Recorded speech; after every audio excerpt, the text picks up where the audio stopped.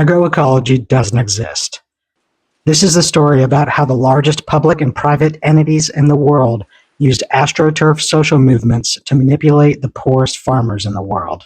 When I first heard of agroecology, it was on social media with graphics like this, calling it a movement or calling for a movement. In a Google search, you'll see endless virtue signaling that agroecology can solve every problem on Earth. In a YouTube search, you'll see lots of corporate slop, highly produced, quasi-educational promotional material with some academic commentaries thrown in.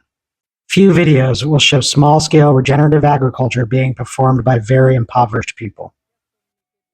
So I guess it's all just a type of farming, right? Not quite. The academic literature shows that the subject is varied and changing. In terms of agriculture, it's absolutely nothing new. It's a rebranding of other techniques that have existed forever, ones that we might call permaculture, regenerative agriculture, natural farming, or something like that. One international conservation group even said that the nearest active version of a market label for it is organic farming. But in terms of ecology, that's where things get very messy. In only a few decades, the ecology part of agroecology performed a classic concept creep into everything it touches. From starting in the study of the landscape into the social sciences, politics, even critical theory, all under the umbrella of ecology. But what happened? How did it get so politicized? These terms for ecology are being appropriated. The term was once used to describe agricultural practices like intercropping or polycultures, livestock integration, agroforestry, and stuff like that. But in a 2003 article, it was expanded to the study of the ecology of the entire food system. Oh wow, that's ambitious. I can already tell that this ecology of the entire food system thing is going to be a problem. Soon afterward, in 2009, agroecology expanded again to include social movements around sustainable ag. But even in that paper, the author admits that the people in the movement wouldn't even call it agroecology, and that it's an appropriation of a larger environmental movement. So to review, the agriculture part of agroecology is an appropriation of existing sustainable agriculture practices. No farmers use the term. Only outsiders, really just academics, will point to them and call it agroecology. And the ecology part of agroecology has become the study of everything related to food after it's harvested, how it's distributed, how it's consumed, and even the activism around the food. Sounds like a lot of politics to me. But do you see what they did there? Academics saw agroecology in the wild, studied it, tamed it, cooked it, seasoned it with the politics of virtue signaling activism, and handed it to the rich and powerful on a silver platter. I can tell you might not believe me yet. This graph shows the frequency of the word agroecology in published books. You can see that right around 2009, when it's redefined as a movement, it absolutely took off. This is the result of it moving into the political realms that are already dominated by the rich and the powerful. Because in 2014 and 2018, the UN held 2 symposiums on agroecology.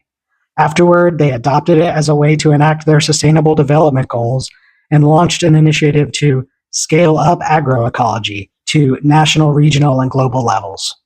With some digging, you can even find grassroots activist groups using the same scale-up agroecology language that the UN coined. Today, the same Rockefeller Foundation that started industrial agriculture in the first place wants to solve the problem they created by transitioning to 50% regenerative and agroecology systems by 2040, with the help of all of these private sector partners, of course. All of my conspiracy theories were validated when I began finding articles from the last few years of academics absolutely tearing agroecology apart.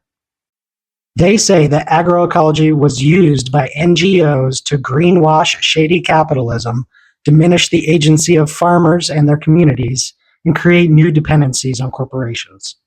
Real agroecology has been distinguished from fake or junk agroecology. This quote, "They used it to colonize ongoing autonomous processes." Bingo.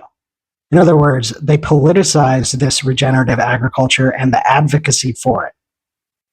I also liked this quote to show how important the social trends attached to agroecology are. These are what got it captured by big industries.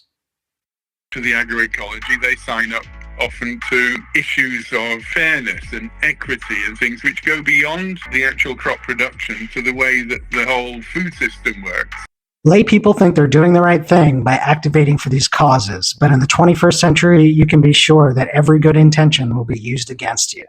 And that is why we gather today to form ourselves into agroecology movement. The bad guys know you want to do the right thing, and they know what politics you'll be attracted to get there. The thing itself, whatever the social justice cause it is just bait. Once we activate for that politics, we've taken the bait, and we can only play the game by their rules, and their politics are now our politics. In other words, the rich and the powerful know that agriculture is downstream from culture. Globalists can reel us in like fish when the bait is just virtue signaling about culture war issue X. So thanks to the academics and executives around agroecology and their desperate need to virtue signal globalist issues, agroecology is now cooked and is just another bait on a hook. LeBron, no, look, hello. Oh, boy, LeBron's got eyes all around.